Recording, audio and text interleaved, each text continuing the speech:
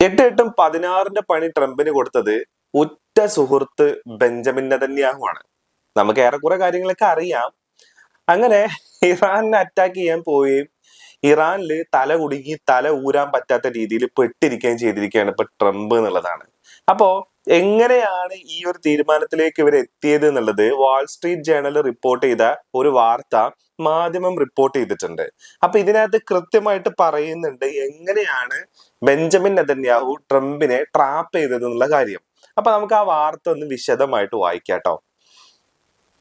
Netanyahu ട്രംപിനെ യുദ്ധക്കണിയിൽ വീഴ്ത്തിയത് ഇങ്ങനെയെന്ന് വിശദമാക്കുന്ന ഒരു ലേഖനം ന്യൂയോർക്ക് ടൈംസ് പ്രസിദ്ധീകരിച്ചിട്ടുണ്ട്. ന്യൂയോർക്ക് ടൈംസിന്റെ വൈറ്റ് ഹൗസ് ലേഖകരായ ജോനത്താൻ സ്വാനും മാഗി ഹേബർമാനും ചേർന്ന് എഴുതിയ ലേഖനം regime change inside the imperial presidency of Donald Trump എന്ന പേരിൽ പുറത്തിറങ്ങാൻ പോകുന്ന പുസ്തകത്തിന് വേണ്ടി ശേഖരിച്ച വിവരങ്ങളെ അടിസ്ഥാനപ്പെടുത്തി തയ്യാറാക്കിയതാണ്. How Trump took the US to war with Iran എന്ന തലക്കെട്ടിലുള്ള ലേഖനം യുദ്ധം പ്രഖ്യാപിക്കുന്നതിന് മുമ്പ് വൈറ്റ് ഹൗസിൽ ട്രംപും നെതന്യാഹുവും തമ്മിൽ നടന്ന നിർണായകമായ കൂടിക്കാഴ്ചയുടെയും അതേ തുടർന്ന് നടന്ന രഹസ്യ സ്വഭാവമുള്ള ചർച്ചകളുടെയും വിശദ വിവരങ്ങൾ വെളിപ്പെടുത്തുന്നു. ഇനി എങ്ങനെയാണ് ഇവർ ഈ ചർച്ച നടത്തിയത്, എന്തൊക്കെയാണ് ഇതിന്റെ ബിഹൈൻഡ് ദ സ്റ്റോറീസ് എന്നുള്ളതാണ് നെക്സ്റ്റ് പറയുന്നത്. ഫെബ്രുവരി 11 ഉച്ചയോടടുത്ത സമയം വിദേശ നേതാക്കന്മാരുമായുള്ള കൂടിക്കാഴ്ചകളിൽ അപൂർവമായി മാത്രം ഉപയോഗിക്കാറുള്ള വൈറ്റ് ഹൗസിലെ സിറ്റുവേഷൻ റൂമിൽ ഒരു വലിയ സ്ക്രീനിന് അഭിമുഖമായി ട്രംപും നെതന്യാഹുവും ഇരിക്കുന്നു. മൊസാദിന്റെ ഡയറക്ടർ ഡേവിഡ് ബർണിയെയും ഉയർന്ന ഇസ്രായേലി സൈനിക ഉദ്യോഗസ്ഥരുമാണ് സ്ക്രീനിൽ. അതീവ രഹസ്യ സ്വഭാവമുള്ള യോഗത്തിൽ US state secretary Marco Rubio, യുദ്ധ secretary Pete Hegseth, joint chief of staff of chairman Dan Caine, CIA director John Ratcliffe എന്നിവരും പങ്കെടുക്കുന്നുണ്ട്. നെതന്യാഹുവും ടീമും ട്രംപിന് നൽകിയ പ്രസന്റേഷനിൽ പറഞ്ഞ പ്രധാന കാര്യങ്ങൾ ഇവയാണ്. ഇറാൻ ഭരണകൂടം തകർച്ചയുടെ വക്കിലാണ്. അമേരിക്കയും ഇസ്രായേലും ചേർന്ന ഒരു ഓപ്പറേഷനിലൂടെ ഭരണകൂടത്തെ പെട്ടെന്ന് താഴെ ഇറക്കാൻ കഴിയും.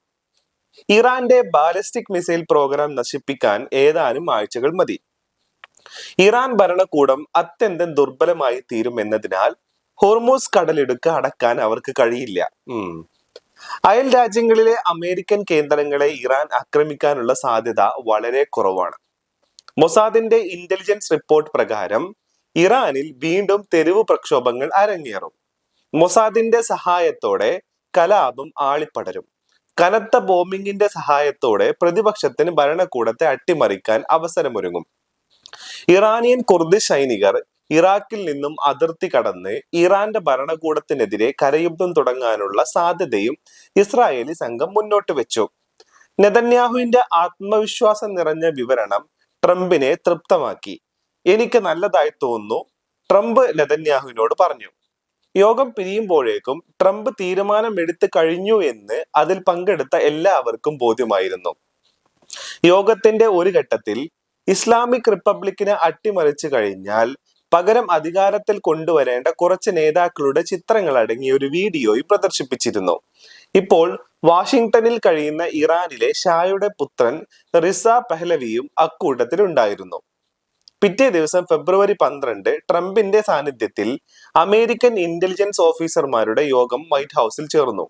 ഭരണമാറ്റത്തെക്കുറിച്ച് നെതന്യാഹുവിന്റെ അഭിപ്രായത്തോട് CIA director vice president JD Vance, Mark Rubio ഉൾപ്പെടെയുള്ള പലരും വിയോജിപ്പായിരുന്നു.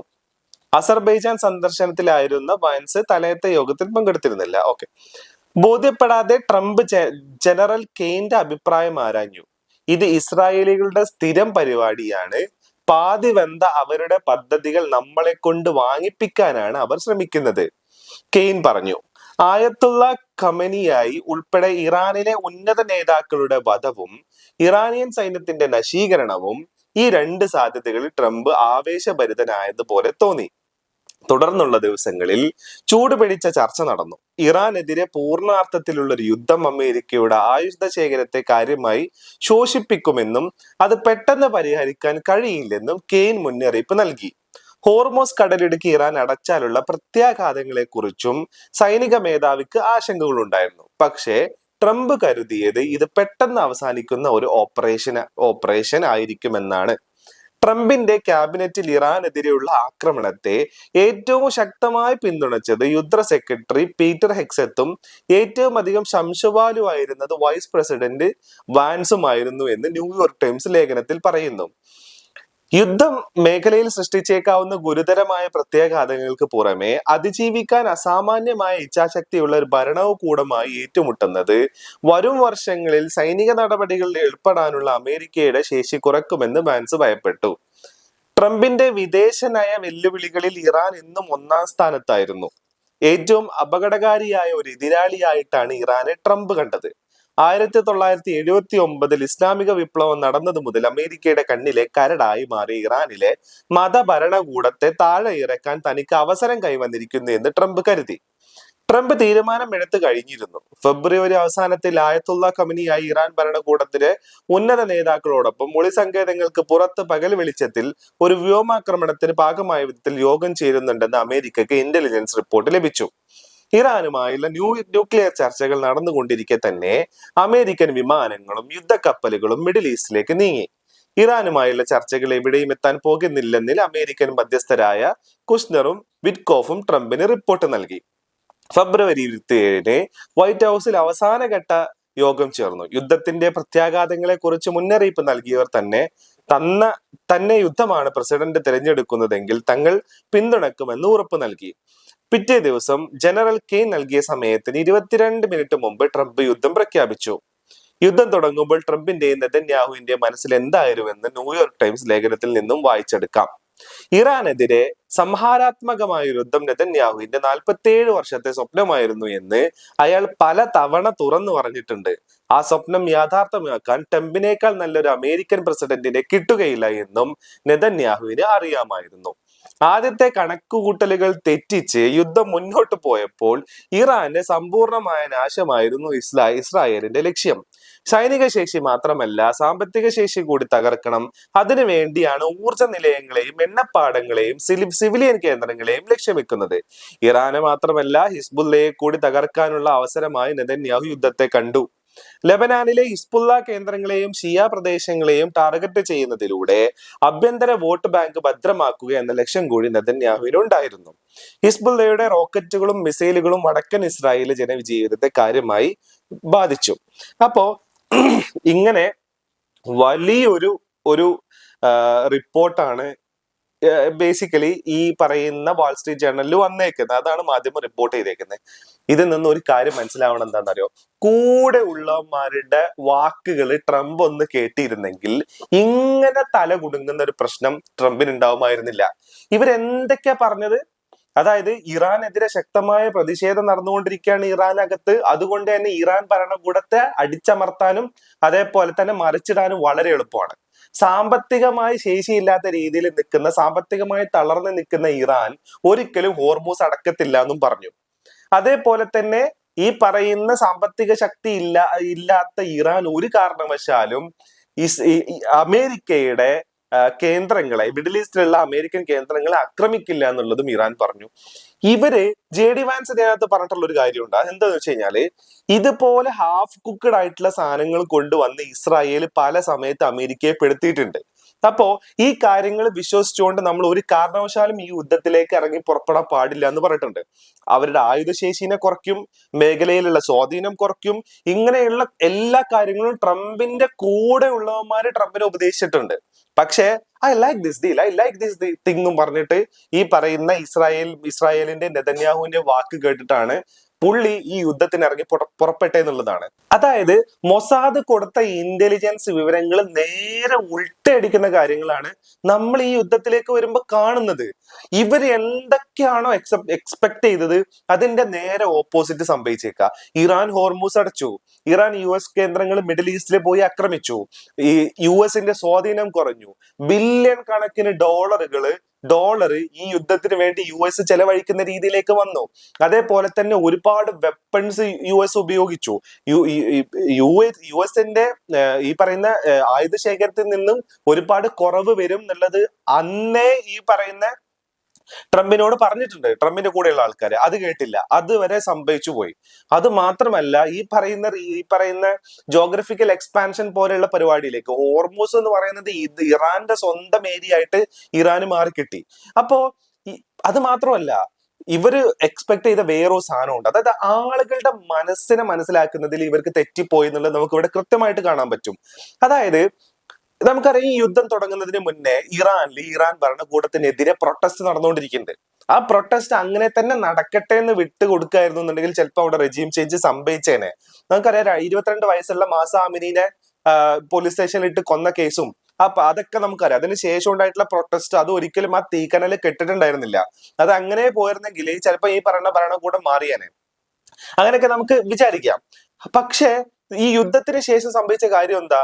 ഇറാനെതിരെ പ്രൊട്ടസ്റ്റ് ചെയ്തിരുന്ന ഇറാൻ ജനത തന്നെ ഇറാനെതിരെയുള്ള ഒരു അറ്റാക്ക് വന്നപ്പോ എല്ലാവരും ഒറ്റക്കെട്ടായി ആ ഗവൺമെന്റിന്റെ അണ്ടറിൽ അണിനിരന്നു എന്നുള്ളതാണ്. അതായത് ഇവര് വിചാരിച്ചൊരു കാര്യമുണ്ട്. എന്ത്? ഇറാൻ ഭരണകൂടത്തിലെ ഇപ്പൊ ഈ പറയുന്ന ആയത്തുള്ള ഖൊമേനിനെ കൊല്ലുകയും അതേപോലെ തന്നെ ഇവരുടെ മിലിറ്ററി ലീഡർഷിപ്പിലുള്ള ആൾക്കാരെല്ലാം കൊല്ലുകയും കൂടെ ചെയ്തു കഴിഞ്ഞാല് അതിന്റെ കൂട്ടത്തിൽ ഇറാനിൽ ഒരു ആഭ്യന്തര പ്രക്ഷോഭം കൂടെ നടക്കും കൂടെ ചെയ്യുക. ഇറാഖ് എന്നുള്ള ചില മിലീഷ്യ ഗ്രൂപ്പുകളെ ഇറാനിലോട്ട് പറഞ്ഞയക്കും കൂടെ ചെയ്തു കഴിഞ്ഞാല് വളരെ ഈസി ആയിട്ട് ഈ ഭരണം അട്ടിമറിച്ച് ഇവർക്ക് ഇഷ്ടമുള്ള ഒരാളെ അവിടെ കൊണ്ടുവന്ന് ഇരുത്താന്നുള്ളതാണ് ഇവർ വിചാരിച്ചത്. പക്ഷെ കംപ്ലീറ്റ് കാൽക്കുലേഷൻ തെറ്റിന്ന് മാത്രമല്ല, കംപ്ലീറ്റ് പൊളിഞ്ഞടങ്ങി നേരെ ഉൾട്ടി അടിച്ച് തല പോയി കൊടുങ്ങുന്ന രീതിയിലേക്ക് കാര്യങ്ങൾ മാറി എന്നുള്ളതാണ്. ഹോർമൂസിനെ പിടിച്ചടക്കി, ഹോർമൂസിനെ ബ്ലോക്ക് ചെയ്തു. എന്തൊക്കെ പരിപാടിയാണ് ഇറാൻ ഇതിലൂടെ ചെയ്തത്? ഇറാൻ എന്ന് പറയുന്നത് ഇറാൻ ഒരു അപ്പർ ഹാൻഡ് കിട്ടുന്ന രീതിയിലേക്ക് യുദ്ധം മാറി. ഈ റീജിയണിലെ തന്നെ പ്രധാന ശക്തിയായിട്ട് ഇറാൻ മാറുന്ന രീതിയിലേക്ക് ഈ യുദ്ധം മാറി. ഏകദേശം 40-47 വർഷമായി നെതന്യാഹു ഇറാനെ കംപ്ലീറ്റ് ആയിട്ട് ഡിമോളിഷ് ചെയ്യാന്ന് പറയുന്ന സ്വപ്നം കൊണ്ട് നടക്കുന്നതാണ്.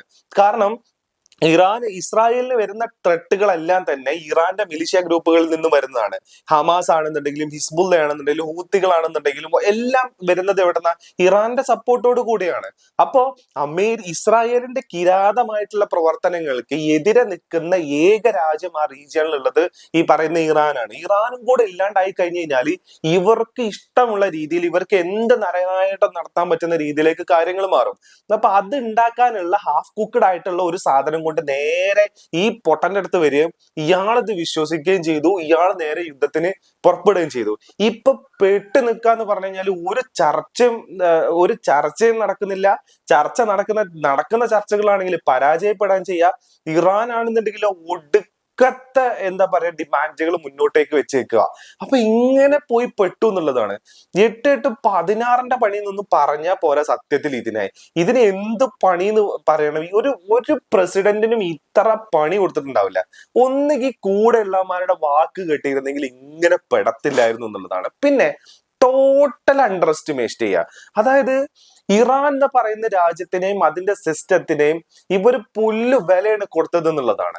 ആ പുല്ല് വില കൊടുത്തതിന്റെ ആളുകളുടെ ഇച്ഛാശക്തിക്ക് മുന്നിൽ ആയുധങ്ങളും ഇവരുടെ പ്ലാനും ഒന്നല്ല എന്നുള്ള ഇത് തെളിയിക്കുന്ന വേറൊരു ഇൻസിഡന്റ് കൂടെയാണ് ഈ നടന്നത് എന്നുള്ളതാണ്. അപ്പോ ഇനിയെങ്കിലും കൂടെ ഉള്ളവന്മാരുടെ ആ JD വാൻസ് ഒക്കെ പറയുന്നത് ഒന്ന് കേട്ടിരുന്നുണ്ടെങ്കിൽ ഈ പറയുന്ന പ്രശ്നങ്ങളിലോട്ട് ഒന്നും പോകരുത്. ഇപ്പോ ഇറങ്ങി പുറപ്പെടുകയും ചെയ്തു. തിരിച്ചോട്ട് കയറാനും വയ്യാത്ത രീതിയിൽ ചെകുത്താനെ നടുക്കടലിന്റെ ഇടക്ക് പെട്ട പോലെ പെട്ടിരിക്കുകയാണ്, അല്ലെങ്കിൽ പെടുത്തിരിക്കുകയാണ് ട്രംപിനെ എന്നുള്ളതാണ്.